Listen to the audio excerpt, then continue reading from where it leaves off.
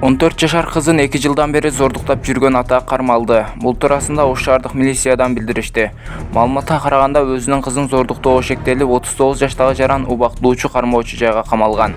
Ош шаардык ички иштер башкармалыгынын жашы жетелектер менен иштөө инспекциясынын кызматкери Ош шаарына караштуу айылдардын биринин 2007 жылы туулган кыздын акыркы күндөрү өтө эле психологиялык жактан жабыркап жүргөндүгүн байкаган.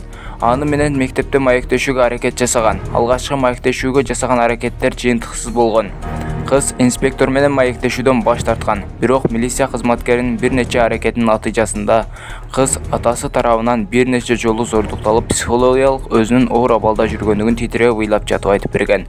Жашы жетелектер менен иштөө инспекциясынын кызматкери токтоосуз Ош шаардык милиция кызматкери жетекчилигине рапорт менен кайрылып, жабырлануучу кыз, атасы жана башка үй бүлө мүчөлөрү милицияга алынып келинген. Жабырлануучу кыздын көрсөтмөсүнө ылайык аны атасы, өз атасы, өгөй эмес. 2019 жылдын июнь айынан баштап 2021 жылдын ноябрь айына чейин эркине каршы зордуктап жүргөн. Алгачкы зордуктоо учурунда апасы Орусияда болгон. Бирок апасы келгенден кийин дагы бул кылмыштуу иш уланган.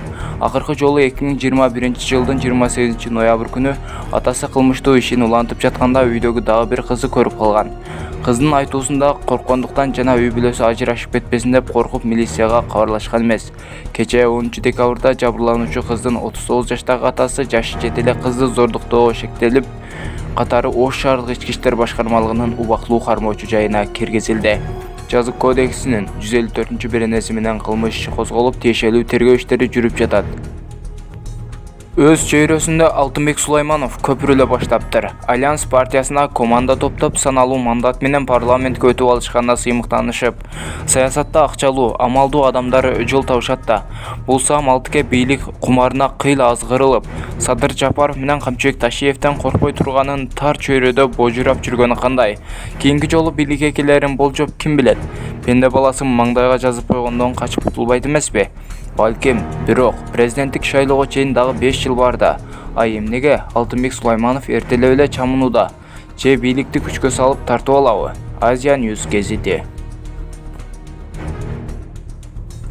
Видеого лайк басып, жана каналдагы эң туура жазылуучуларыбыздын катарына кошулуп, подписаться деген кнопканы басып, жандап коңгуроочун да басканды унутпаңыздар.